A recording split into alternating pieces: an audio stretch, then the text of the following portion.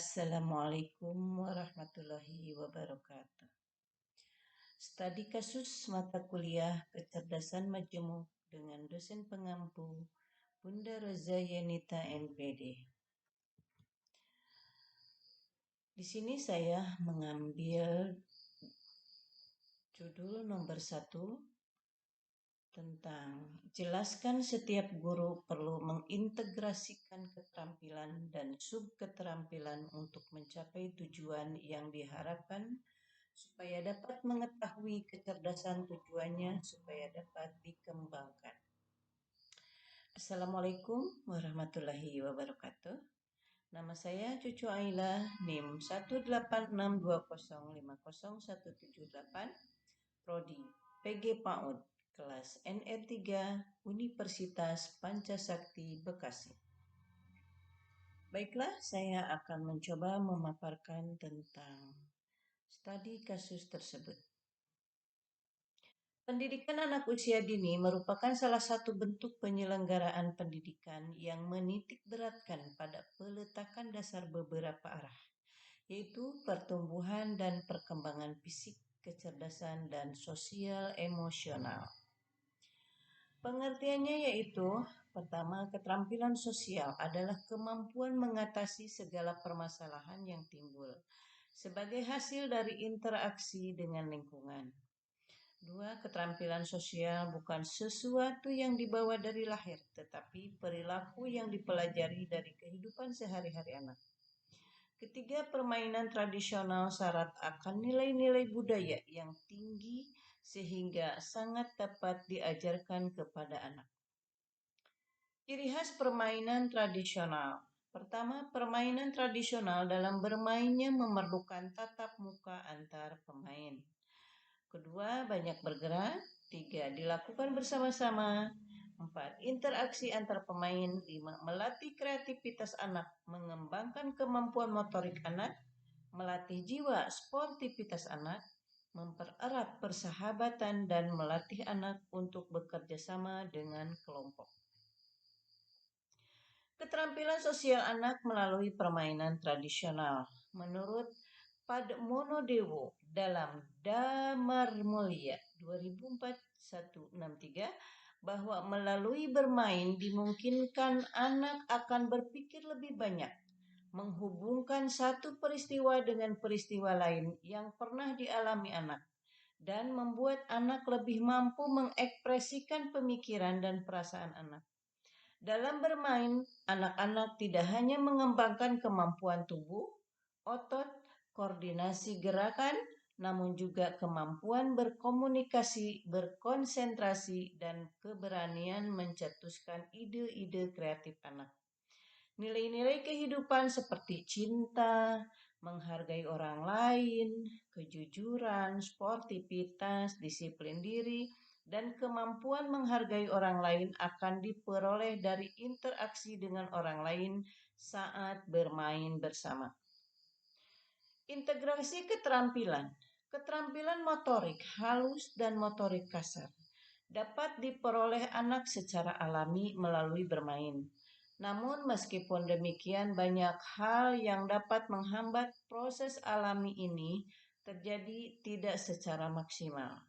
Hal ini mendukung argumen bahwa keterampilan motorik halus dan motorik kasar perlu diajarkan kepada anak dan membutuhkan tingkat instruksi yang lebih tinggi untuk menguasai gerakan kompleks yang diperlukan untuk melakukan keterampilan motorik yang lebih kompleks dengan diberikan praktek dan latihan yang terarah. Bagaimana olah rasa yang kemudian dapat dibahasakan sebagai kecerdasan emosional maupun dikelola dengan baik sehingga rasa tidak semata-mata menguasai diri. Kehendak untuk menang dengan segala cara akan dikendalikan oleh indahnya kejujuran, sportivitas, kesabaran, dan keuletan. Pengelolaan rasa, karsa, dan karya sangat diperlukan dalam interaksi anak-anak dengan orang lain. Hasil dan pembahasan. Hubungan yang signifikan dan korelasi positif ditemukan antara keterampilan motorik kasar motorik halus, dan keterampilan perawatan diri anak-anak. Dalam penelitian tersebut ditunjukkan bahwa anak-anak perlu memperoleh keterampilan motorik kasar dan keterampilan motorik halus untuk memperoleh keterampilan perawatan diri pada periode prasekolah. Hal ini merupakan sebuah bukti bahwa keterampilan motorik, baik motorik halus maupun motorik kasar, mempengaruhi perkembangan awal kecakapan hidup anak, yang mana perkembangan kecakapan hidup sangat diperlukan. Perkembangan masing-masing anak, hal ini menunjukkan bahwa pencapaian perkembangan yang tidak menurun tersebut tentunya dipengaruhi oleh faktor-faktor pendukung yang salah satunya adalah strategi mengajar guru. Selama pelaksanaan pembelajaran jarak jauh dilakukan, sudah banyak sekali media yang mampu mengakomodasi kebutuhan pembelajaran secara online. Oleh karenanya, guru harus mampu menyesuaikan diri dengan teknologi yang berkembang pesat tersebut. Karena jika perkembangan teknologi yang ada tidak dibarengi dengan keterampilan yang cukup dalam mengelola pembelajaran dengan teknologi yang ada, maka proses pembelajaran secara daring tidak akan optimal. Sikap dan keterampilan guru anak usia dini dalam penggunaan teknologi juga mempengaruhi motivasi dan pembelajaran anak. Terlebih untuk keterampilan motorik pada anak usia dini, sangat memerlukan proses pembelajaran yang aktif agar perkembangannya dapat maksimal. Strategi guru dalam menstimulasi keterampilan motorik halus selama pembelajaran daring. Pertama, guru memberikan contoh terlebih dahulu dengan menampilkan atau memberikan video pada WA orang tua. Kedua, menjelaskan tentang kegiatan belajar yang akan dilakukan di grup WhatsApp. Setelah itu, guru memberikan tugas kepada anak dan anak langsung mengerjakan kegiatan tersebut. Tiga, menggunakan grup WhatsApp dan menjelaskan kepada anak cara membuat sebuah karya seperti kolase, menempel, dan lain-lain dengan bantuan orang tua. 4. Guru memberikan contoh terlebih dahulu gerakan-gerakan dengan menampilkan atau memberikan video pada WA orang tua. Strategi guru dalam menstimulasi keterampilan motorik kasar selama pembelajaran daring. Pertama, guru memberikan contoh terlebih dahulu dengan menampilkan atau memberikan video pada WA orang tua.